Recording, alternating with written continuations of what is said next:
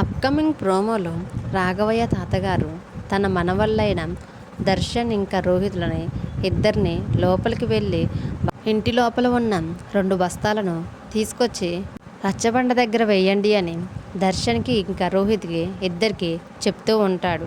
దర్శన్, రోహిత్ సరే తాతయ్య అని చెప్పి ఇంటి లోపలికి వెళ్ళి 2 బస్తాలను ఇద్దరు కలిసి చెరొక భుజం మీద వేసుకొని రచ్చబండ దగ్గర తీసుకెళ్ళి అక్కడ పెడతారు. అక్కడ పెట్టిన తర్వాత అక్కడే ఉన్న కొంతమంది రౌడీలు ఒక ముసలి తాతతో గొడవ పడుతూ ఉంటారు. అప్పుడు ఆ ముసలి తాత ఈ సంవత్సరం నేను ధాన్యం ఇచ్చుకోలేను బాబు అని వాళ్ళకి నచ్చజెప్తూ ఉంటారు. అప్పుడు వాళ్ళు మాత్రం అసలుకి ఈ సంవత్సరం నిన్ను విడిచిపెట్టేదే లేదు, ఇక్కడి నుంచి వెళ్తావా వెళ్ళవా అని కోపంతో ఆ తాతని గట్టిగా నెట్టేస్తారు. ఆ తాత పడిపోతూ ఉంటే దర్శన్ ఇంకా రోహిత్ ఇద్దరూ కలిసి పట్టుకుంటారు. తర్వాత దర్శన్ వాళ్ళతోటి చూస్తానికి దున్నపోతుల్లా ఉన్నారు, కానీ ఒక వయసు మళ్ళిన పెద్ద మనిషిని పట్టుకొని అలా నెట్టివేయటానికి మీకు మనసు ఎలా వచ్చింది అని వాళ్ళని అడుగుతూ ఉంటాడు.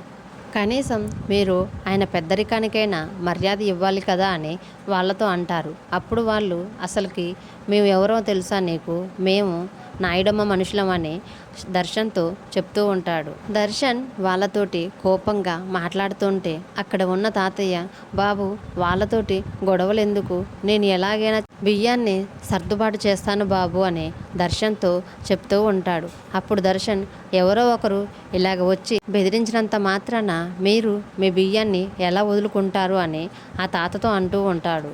దర్శన్ అంటున్న మాటలు విని ఆ రౌడీలందరూ కలిసి అసలుకి నాయుడమ్మ అంటే ఎవరు అనుకుంటున్నావు, నాయుడమ్మ ఈ ఊరికే మొనగాడు అని అంటూ ఉంటాడు. అప్పుడు దర్శన్, అయితే ఆ మొనగాడికే వెళ్ళి చెప్పు, నీ అంతు చూడటానికి మొగుళ్ళు వచ్చారని చెప్పు అని దర్శన్ ఆ రౌడీలతో అనేసరికి రౌడీలకి కోపం వచ్చి అక్కడే ఉన్న దర్శన్ ఇంకా రోహిత్లను ఇద్దరిని కలిసి కొట్టడానికి వస్తూ ఉంటారు. అప్పుడు దర్శన్ ఇంకా రోహిత్ ఇద్దరు కలిసి ఆ రౌడీలని కొడతారు.